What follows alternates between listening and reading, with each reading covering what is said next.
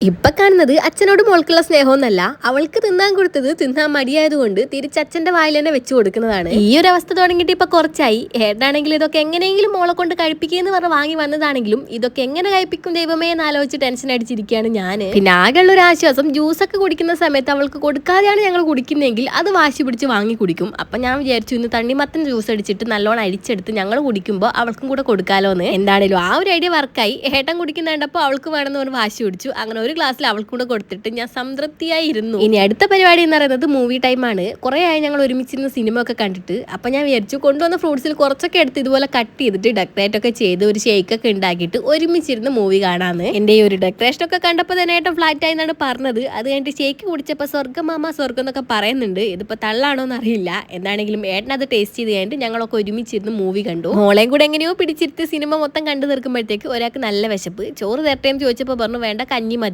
പിന്നെ ചെറിയൊരു കഞ്ഞി സെറ്റ് ചെയ്തങ്ങ് കൊടുത്തു. എന്താണെങ്കിലും ഇന്നത്തെ വീഡിയോ അത്രേ ഉള്ളൂ. പിന്നെ അറിയാനുള്ള ഒരു ആഗ്രഹം കൊണ്ട് ചോദിക്കുകയാണ്, ഈ വീഡിയോ കാണുന്ന നിങ്ങൾ ഏത് ജില്ലയിൽ നിന്ന് ഏത് സ്ഥലത്തു നിന്നാണ് കാണുന്നതെന്ന് കമന്റ് ചെയ്യാൻ പറ്റുമെങ്കിൽ ഒന്ന് ചെയ്യട്ടോ.